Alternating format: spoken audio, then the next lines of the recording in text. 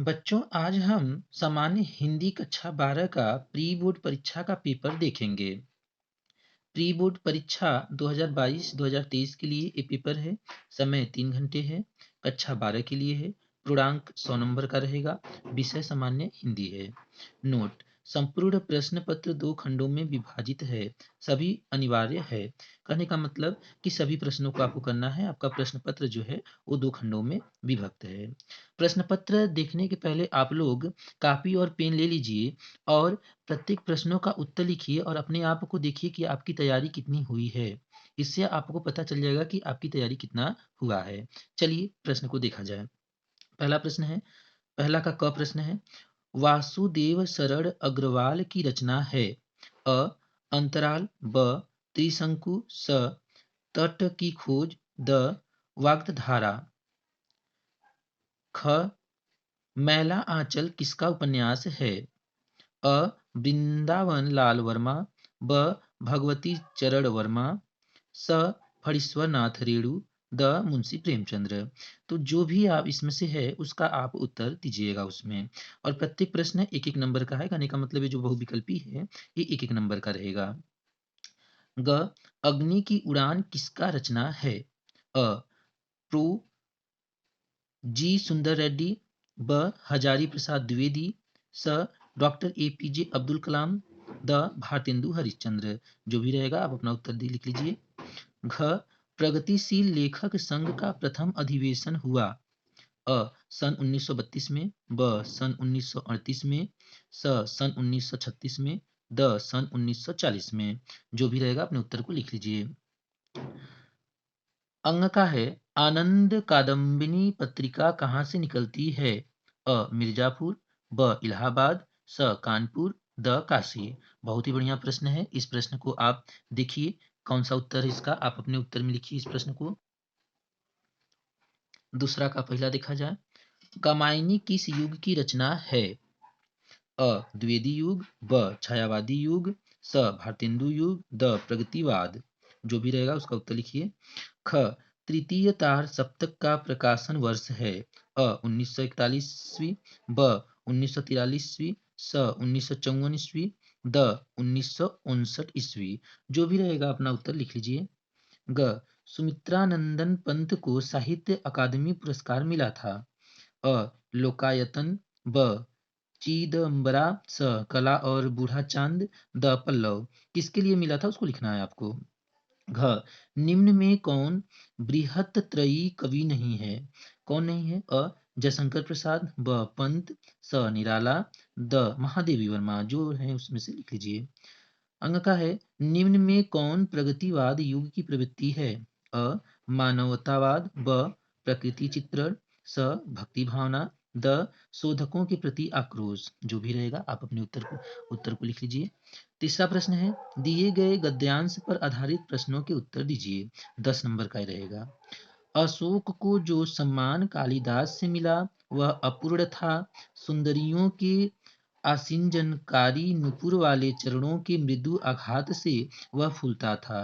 कोमल कपोलों पर करड़ावतंस के रूप में झूलता था और चंचल नील अलकों की अंचल शोभा को 100 गुना बढ़ा देता था। वह महादेव के मन क्षोभ पैदा करता था। मर्यादा पुरुषोत्तम के चित्त में सीता का भ्रम पैदा करता था और मनोजन्मा देवता के एक इशारे पर कंधों पर से ही फूट उठाता था। क प्रस्तुत गद्यांश का लेखक व निबंध का नाम लिखिए। ख रेखांकित अंश की व्याख्या कीजिए। ग संस्कृत के किस कवि ने अशोक को सम्मानित किया। घ किस फूल की सुंदरता के कारण सुंदरियां उन्हें अपने कानों का आभूषण बनाती हैं। अंग का निम्न शब्दों का अर्थ लिखिए। आसिंजनकारी तथा करड़ावंतस, अथवा या तो आप उसके बजाय इसका दे सकते हैं उत्तर। जैसे भाषा की साधारण इकाई शब्द है। शब्द के अभाव में भाषा का अस्तित्व ही दुरूह है। यदि भाषा में विकसनशीलता शुरू होती है तो शब्दों के स्तर पर ही दैनंदिन सामाजिक व्यवहारों में हम कई ऐसे नवीन शब्दों का इस्तेमाल करते हैं जो अंग्रेजी, अरबी, फारसी आदि विदेशी भाषाओं में उधार लिए गए हैं। वैसे ही नए शब्दों का गठन भी अनजाने में अनायास ही होता है। इसमें से आपको प्रश्न पूछा है क गद्यांश का शीर्षक एवं लेखक का नाम लिखिए। ख भाषा की साधारण इकाई क्या है। ग किसी विदेशी भाषाओं से शब्द लेकर हम नए शब्दों का इस्तेमाल करते हैं। घ नए शब्दों का गठन कैसे होता है। अंग का किसके अभाव में भाषा का अस्तित्व ही दुरूह है। तो ये प्रश्न दिया गया है, इन प्रश्नों को आप अभ्यास करिए लिखकर, देखिए आपको कितना आ रहा है। चलिए अगला प्रश्न देखते हैं। चौथा प्रश्न, दिए गए पद्यांश पर आधारित प्रश्नों के उत्तर दीजिए। 10 नंबर का ये भी रहेगा।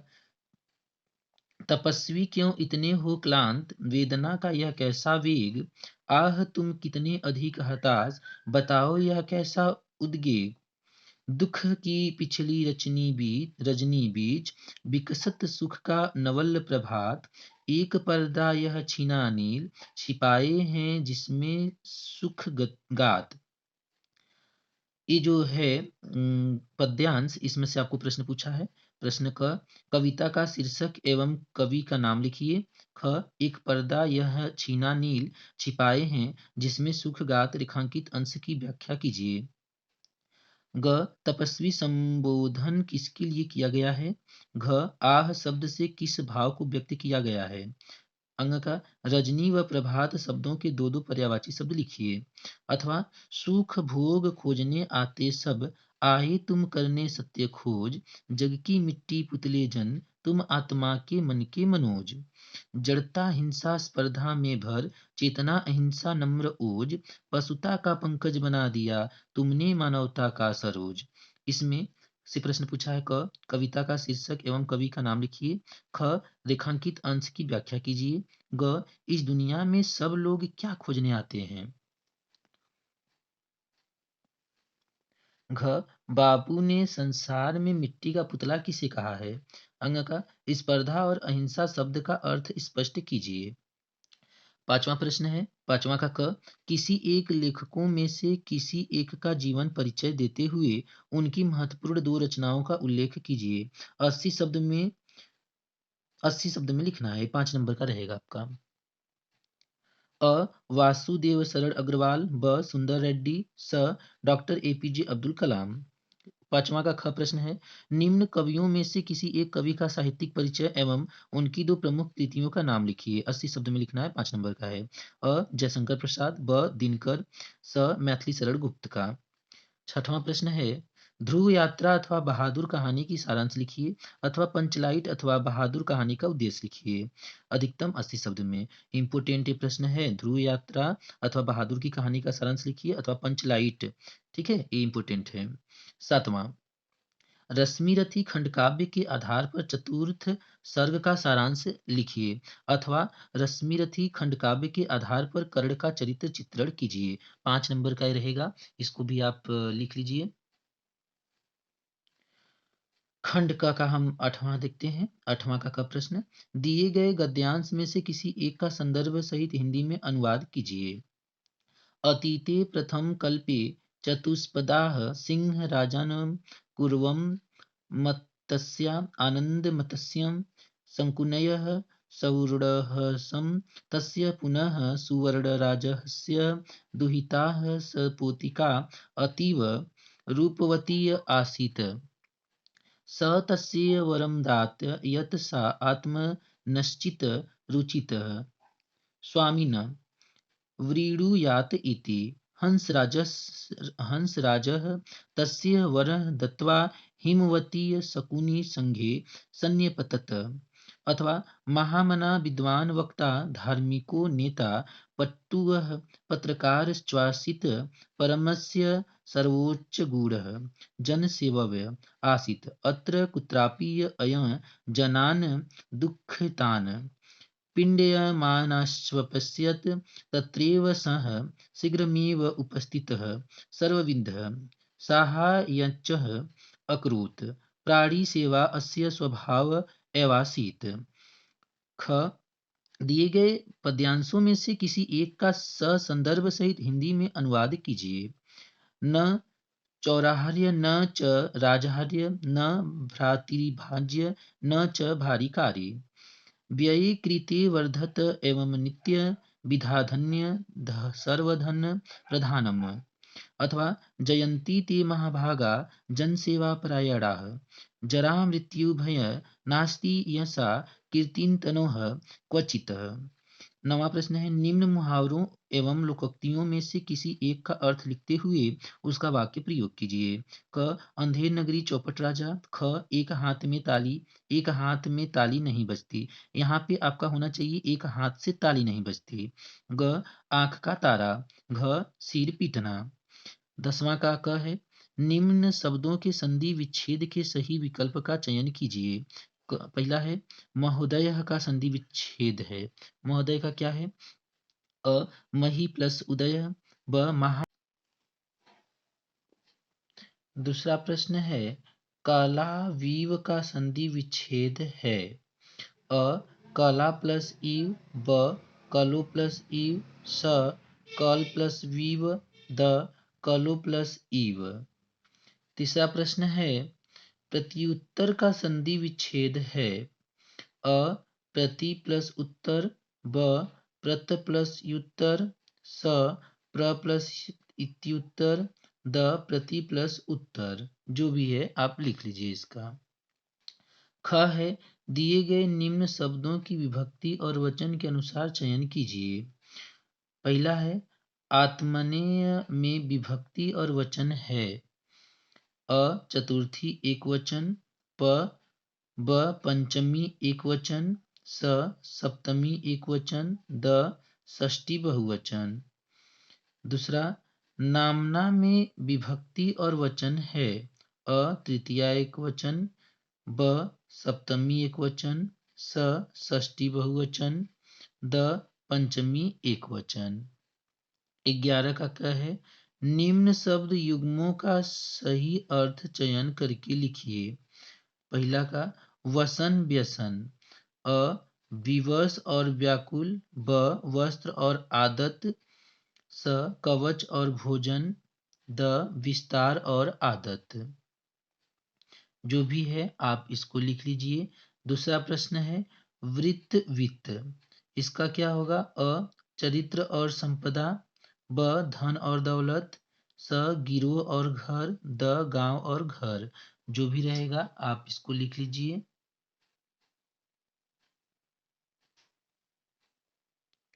ख प्रश्न है, निम्न शब्दों में से किसी एक शब्द के दो अर्थ लिखिए। अ अक्षत। ब उत्तर। स नग। ग है, निम्न वाक्यांशों के लिए एक शब्द का चयन करके लिखिए। पहला है, जिसका कोई शत्रु पैदा ही न हो। क्या कहलाता है? अ अज्ञेय। ब अजात शत्रु। स अजन्मा। द अनंत। जो भी आपका जो है उसका एक शब्द लिख लीजिए। ठीक। दूसरा का, जो बहुत कुछ जानता हो। अ बहुज्ञ। ब सर्वज्ञ। स बहुश्रुत। द बहुपठ।